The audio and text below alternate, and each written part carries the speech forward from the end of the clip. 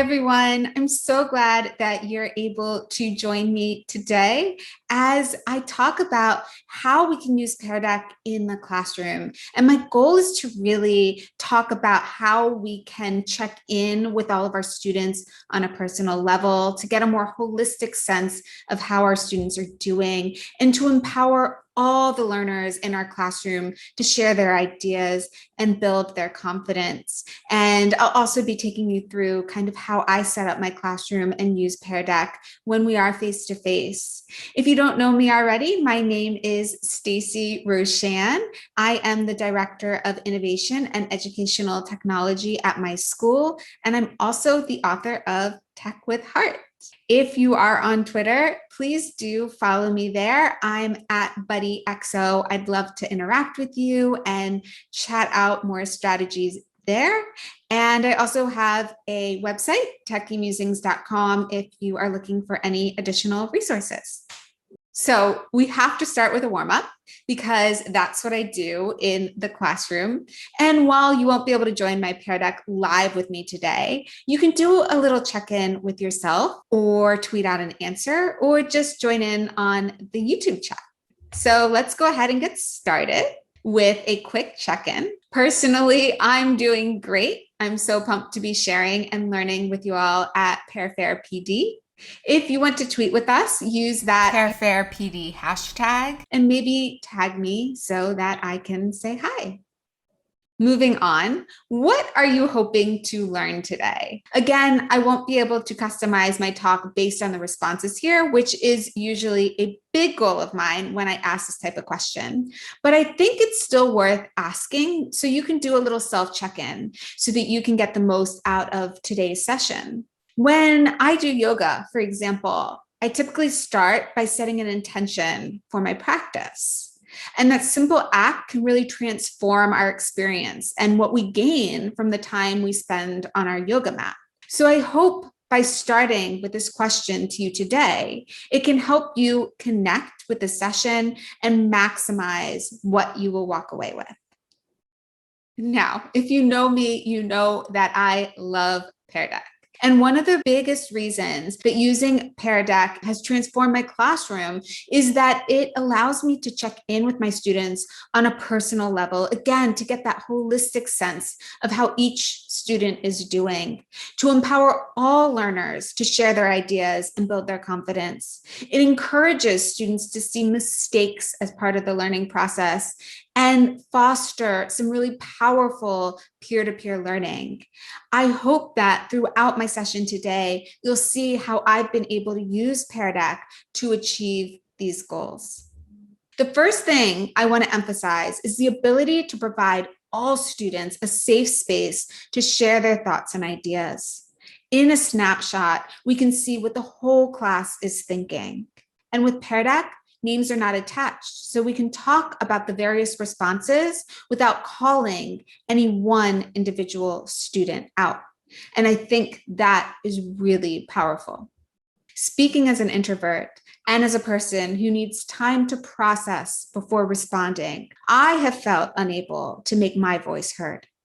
We live in a culture where too often we give weight to the ideas of those who are the most vocal and quick to have something to add.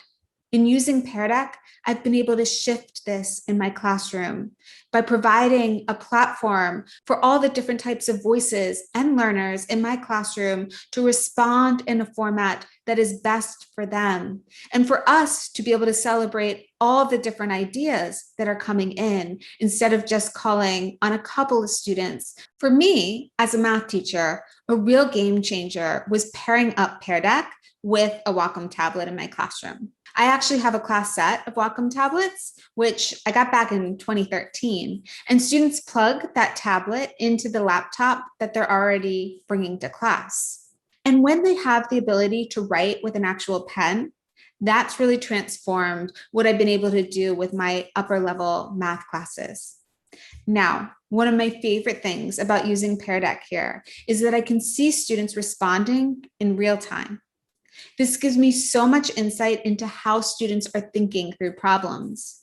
Maybe a student is having trouble getting started, or getting stuck in the middle when doing the algebraic manipulation. Through my teacher dashboard, I can get some pretty awesome insight into individual student needs. And that's Buddy in the background walking around. I can't stop him. I've tried a couple times. We're going to just roll with it. So again, just that real-time insight into what students are doing has been a game changer. After everyone has had a chance to respond, I can then show actual student responses on the projector to put the focus on student work. And this is where we really start the discussion. For some students who are more vocal, the moment they get to raise their hand and start talking out some of what they see projected on the board is when I'll hear their best work. But now we're truly able to discuss what everyone in the room is thinking. I can anonymously draw attention to an incorrect response so that we can analyze the mistakes as a class together and strengthen our problem-solving skills. We can do a side-by-side comparison of two different ways of approaching the problem to draw attention to the fact that there are multiple ways to approach a problem and help students get past what is sometimes black and white thinking in terms of there being a right and a wrong way to do a math problem. I think it's so important to remember that it isn't just about the quieter students missing out when we rely on only one form of participation. The reality is that everyone loses when we don't hear from all voices. To me, that's the true beauty of meaningful tech integration. We can so easily provide platforms for all students to contribute. And then the class can see all of that work projected on the board or in their little online chat. And again, get the perspective of so many different students on the same problem. So now let's look at some strategies I use for running a Pear Deck in my classroom. First off, I pretty much always log into the Pear Deck alongside students. I simply open up another window or tab and I log into the Pear Deck the same way my students are. Yes, you can be logged into Pear Deck as both a teacher and a student at the same time with the same account. So this is a pretty magical little hack. Given the fact that this pretty much is how I run all my Pear Decks, I want to slow it down for a minute and give you a real demo of exactly what I mean so you understand how powerful this joining as a student is. So first off, let me just reemphasize, you can log into Pear Deck as both a teacher and a student at the same time from the same email account. Personally, I use the draw question type on any of the slides that I want to ink up during class instruction. So say that I have this slide right here. It's just an informational type slide, but I might want to mark it up. What I would do is, let me go ahead and open up my Pear Deck add-on, and then make sure that you make this a drawing type slide. As you know, that adds the bottom bar. Now, sometimes that covers some of the material that I have. One little hack there is that you can move the bottom bar off of the slide and it still is a drawing type slide. You just can't delete the bottom bar, but it doesn't actually have to live on top of the slide. So I just move it off of the slide area, just like that. So it's kind of underneath. And then at the end of the activity, publishing the takeaways, we'll talk about that later. At this point, what I'm going to do is I'm going to start the lesson and show you how I joined as a student. So if I start this lesson right now, let's say that we are in instructor paced, we're all together. Then of course, this is the projector view. I'm going to be waiting for the students. If we're in the classroom, they're probably just typing in this code. Now what I do is I click this little link, give students a link, so it copies the join link to my clipboard. And then all I do is I open up a new tab, paste in that link, and now, as you can see, I'm joining just like a student. So right now, I'm joined as the teacher in this tab, can start class, and I'm logged in as a student over on this tab. So let me go to the teacher tab. Let's go over to that slide that I was on. So we're right here. So maybe I'm presenting this in class and I'm at the point where now I want to be able to mark it up. Then I just go over to my student tab. And now I have all the annotation tools. So at this point, maybe I'm reading this passage along with my students. Let's go ahead and highlight. So maybe I want to emphasize that you can log into the Pear Deck as both a teacher and a student at the same time from the same email account. And so, I could read it, mark it up with them so that I can use this more instructionally and just point things out as I'm talking, or I could do, of course, my math instruction. So again, my key here is that here's my teacher dashboard where I'm kind of toggling students through as you normally would, as you would normally show the responses and hide the responses.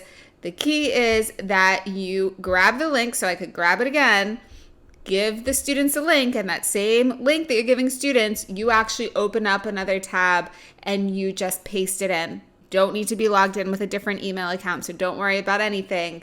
You got the teacher tab and the student tab, and you just have to be toggling back and forth. But again, that's what I do. It's become super natural for me, and it works so well. And then again, at the end of the lesson, I'm going to be able to publish the takeaways to share my annotated notes with the class, and I'll talk a lot more about that in a second. Personally, I use Pear Deck for both the engagement piece I was talking about and for instruction, which is what I'm going to get into next. I rely pretty heavily on the drawing slide type paired with my Wacom tablet for that instructional piece, which I'm going to demo for you in just a moment. The real beauty of having everything in one Pear Deck is that all my notes are saved in one spot when I publish the takeaways at the end of the lesson. I can then post the takeaways as annotated notes for students who are absent, for those who have accommodations. I'm providing them with what they need, and it's just embedded into how we do class. And it's also a great reference for me and for my whole teaching team. If we have time, I'll come back and talk about how I use the same type of idea to publish an answer key for students to self-correct student-paced Pear Deck activities. But I first want to focus on the instructor-paced Paradox that we're doing together in class. Before we dive into one of my lessons, a quick reminder of the power of the new prompt button. Sometimes you forget to add drawing to a slide, or maybe you just need extra space to have a side discussion that has come up on the fly. That is where this new prompt button really comes in. So whenever you are in instructor-paced mode, you can just press this new prompt button and you can select. So I really like going to this third screen right here, because on that screen, you can add a question to the slide you're already on. So say you have a slide, you forgot to add drawing to it, you can just choose drawing, and then you will have the ability to draw on the slide. It just adds another slide actually to your presentation. So it just adds that on to what you already had. Say that you just need a quick whiteboard. I can again go into new prompt. And then on the second page here, you'll see that I just have this blank whiteboard. And so I can do that also, so that I, again, can just have a little bit of space to maybe draw something out, to talk students through something. And again, when I publish these takeaways at the end, this has added an extra slide into my presentation. So it is saving it. It's not just something you ask on the fly and then it disappears and goes away. No, it's actually documented. And so that's really powerful too. All right, so now let's dive into what an actual lesson would look like in my AP Calculus class. I recorded this demo at a different time. So let's cue the outfit change. In this one, I'm going to log in as a student so you can see how I use it for instruction. So I log in as a student. My first slide, oftentimes I've set this up so that I have my agenda as a Google Doc. So I make this a website style slide so that I have my agenda right there. We can start class with the agenda. Then we move on. And in this particular one, students had just taken a test, so I give them an opportunity to type some reflections so they can go ahead and just type their thoughts there. Easy for them to do.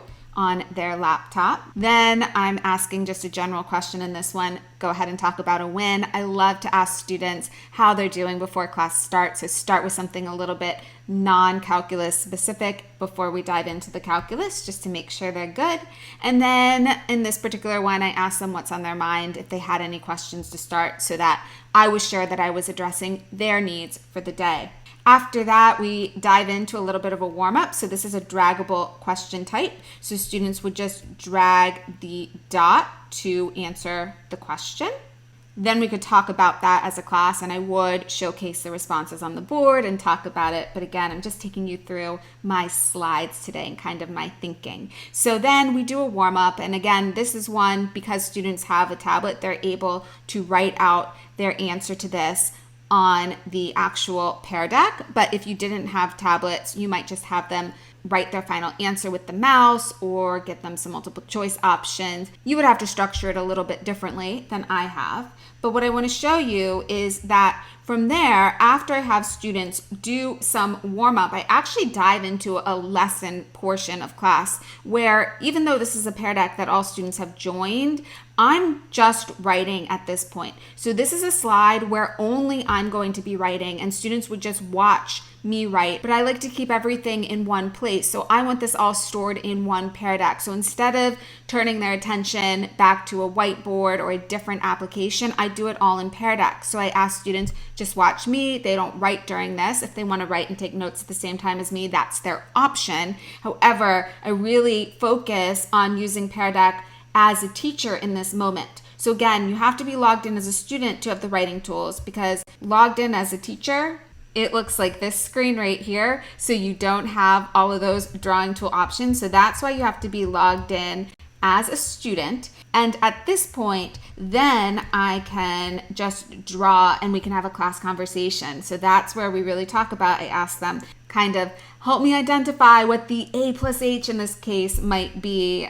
Students would know what I'm talking about, and I can draw and talk at the same time. And I think that is so powerful, that ability to draw and talk and use just very simple tools here to kind of point, talk, and make sure that students are following what we're saying. So as they're doing that and they're talking me through what they want me to write next, I can be writing that down as they're telling me what they're looking at. And so that is how I use Pear deck for both instruction and interaction at the same time. I'm going to show you the benefit of keeping it all in this one Pear deck as we go on too. So just to take you through a couple more slides, you'll see that this is a discussion one because a lot of students had missed this on their homework. So I want to make sure that we do this as a class. I've set this up so I have the question, I have the graph so that we can talk about it. And again, I can be writing and talking at the same time. Huge power there. And that's what I really need my Wacom tablet combined with the power of Pear deck's drawing tool. So I'm going to just be going over in this lesson. I just went over a bunch of questions that students had. And then we dive into a little bit of a trig review. So again, a little bit more instruction. And then at this point, I'm going to turn it back to students and say it's your turn. So at this point, again, if students didn't have the tablets, you could have them solve it on their piece of paper, and then we bring it to the board after everybody's had a chance to try the problem on their own. But I like to kind of give them that little exit ticket, allow them to try it before they go into group work for the day. And then I have some closing reminders here for what's coming up next. Just make sure that I mention that. Then I ask them at the end, how'd the lesson go? So I'm sure if anybody has a thumbs down, if they've dragged their dot over here, that I'm going to follow up with them immediately and make sure that they're doing okay as we dive into the lesson. Anything else, I like to leave some space so students can communicate with me in the Pear deck. Some of them do that, and others of them just wait till the Pear deck's over and then they raise their hand. Again, how do we provide forums for all students to communicate what they need with us? This is a great tool to do that. And then I usually just end with the agenda that I had shown at the beginning to make sure that I didn't forget anything, because if I don't write it down, often there's so much going on that I might forget something. So I like to end with that agenda also. All right, so let's turn back to my slides. Now, I said that there is a reason I like to keep everything in one spot. And a big part of that is so that I can publish the takeaways, and that will include the warm up, the instructional part of the lesson, and whatever reflection or exit ticket we might have done. Not only can I post my version, students also get their own copy of what they've written. And the takeaways include a space for students to take notes or write down reflections. Prior to an assessment, I actually have students turn in about 2 of their takeaways from the unit because I want to get them into that habit of looking over prior work and taking note of how their thinking has grown, maybe some mental notes that they had forgotten about, and all that good stuff. Having them go back through the takeaways and jot down some quick notes is such an easy way to encourage this type of reflection and to help them build better and stronger study habits. Okay, so let's dig a little bit more into that idea of using the takeaways as an answer key for self-paced Paradox. So what I like to do sometimes is assign a Paradox for students to do in self-paced mode, either in class or for homework. And what I do is I do the Paradox first. So I do the whole thing on my own. Basically, I launch a Paradox, then I log into the Pear Deck as a student. Go ahead and copy the link here and then open up another tab. And now I'm logged in as a student.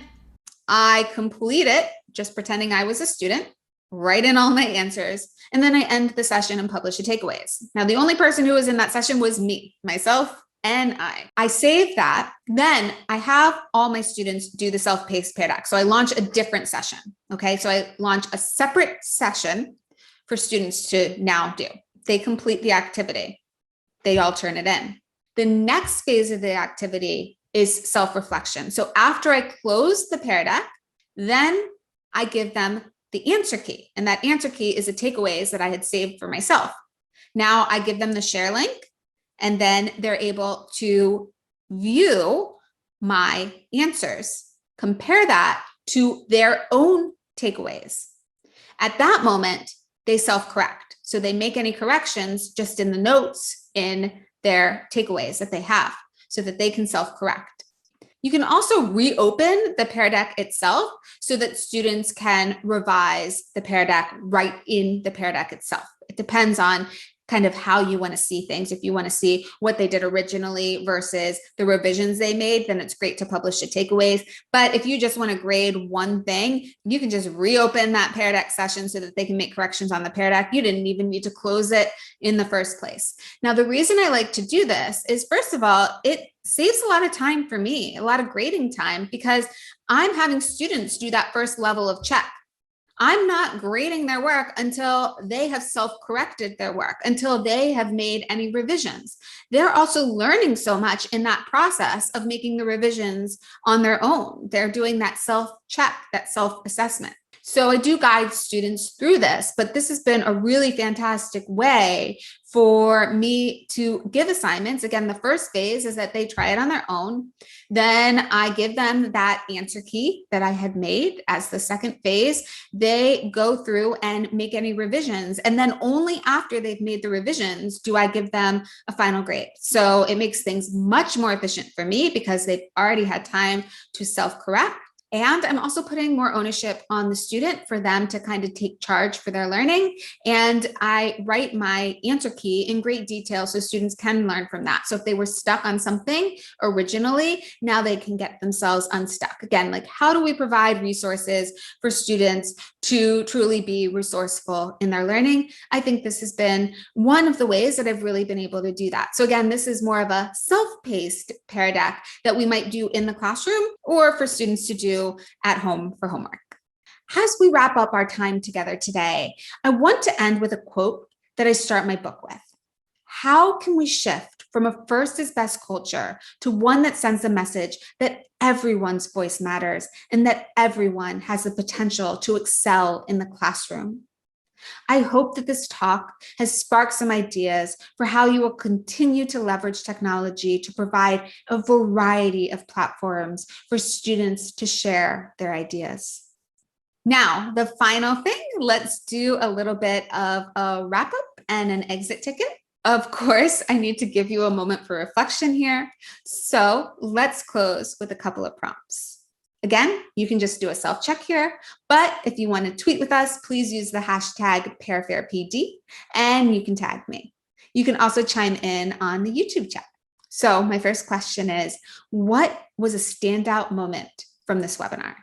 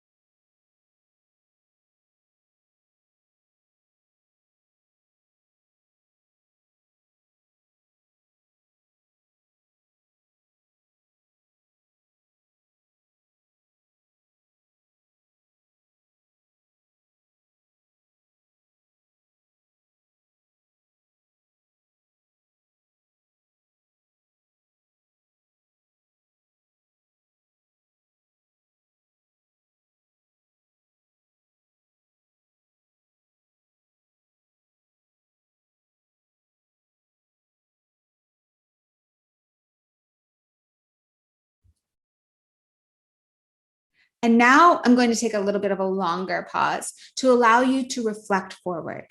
Don't leave yet, though, because Wacom has generously provided some promo codes for anyone who is interested in a Wacom tablet like I use both for my class and for myself personally. So I'll pause for about 2 minutes here, and then I'll get into some details about what tablet I use and then also the promotion.